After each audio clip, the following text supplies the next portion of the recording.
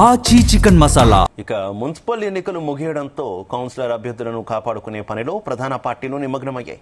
ఫలితాల అనంతరం బలం చేజారకుండా ఉండేందుకు కీలక నేతలు అభ్యర్థులను రహస్య ప్రాంతాలకు తరలిస్తున్నారు.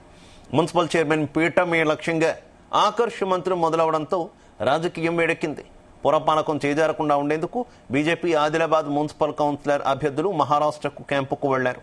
వీరిని ఆదిలాబాద్ ఎమ్మెల్యే పాయల్ శంకర్ దగ్గరుండి కౌన్సిలర్ క్యాండిడేట్స్ ని బస్సులోకి ఎక్కించారు. వచ్చిన రిజల్ట్ ఆధారంగా క్యాంపు రాజకీయాలు నడవనున్నాయి.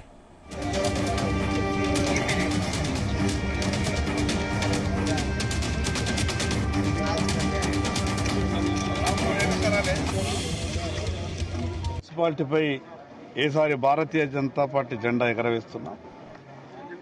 నిన్న జరిగినటువంటి పోలింగ్లో ఆదిలాబాద్ ప్రజలంతా కూడా ఒక స్పష్టమైనటువంటి ఆధిక్యతను భారతీయ జనతా పార్టీకి ఇస్తున్నట్టు మేము ఒక పూర్తి అంచనాకు వచ్చినాం. మేము పోలింగ్ బూత్లకు వెళ్ళినప్పుడు ఓటరు మహాశయులంతా కూడా చిరునవ్వు చిందిస్తూ ఈసారి మీదే భారతీయ జనతా పార్టీకి అవకాశం ఇస్తున్నామని బాహటంగా మాట్లాడారు. వెనకబడ్డటువంటి ఈ ఆదిలాబాద్కు నరేంద్ర మోడీ గారు కేంద్ర ప్రభుత్వం ఎంత గొప్పగా రాదనుకున్నటువంటి ఎయిర్పోర్టు, కాదనుకున్నటువంటి ఎయిర్పోర్టు ఆదిలాబాద్ ప్రజలకు నరేంద్ర మోడీ గారు మంజూరిచ్చిండ్రు. ఆదిలాబాద్ ప్రజలంతా కూడా ఒక నిర్ణయానికి వచ్చిండ్రు.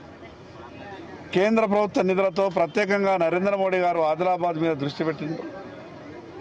బీజేపీ వల్లనే ఆదిలాబాద్ పట్టణ అభివృద్ధి సాధ్యమని, ఈ వెనకబడ్డటువంటి ఆదిలాబాద్ బాగుపడాలి, పట్టణాలు బాగుపడాలి అని అంటే కేవలం కేంద్ర ప్రభుత్వం నరేంద్ర మోడీ గారి నాయకత్వంలోనే సాధ్యమవుతుందని ప్రజలు బలంగా నమ్మిండ్రు. కాబట్టే భారతీయ జనతా పార్టీకి అనుకూలంగా ఫలితాలు రాబోతా ఉన్నాయి. ఇప్పటికే మాకు ఉన్నటువంటి అంచనాల ప్రకారం 30 పై సీట్లు ఈరోజు భారతీయ జనతా పార్టీ గెలవడానికి ఆస్కారం ఉంది.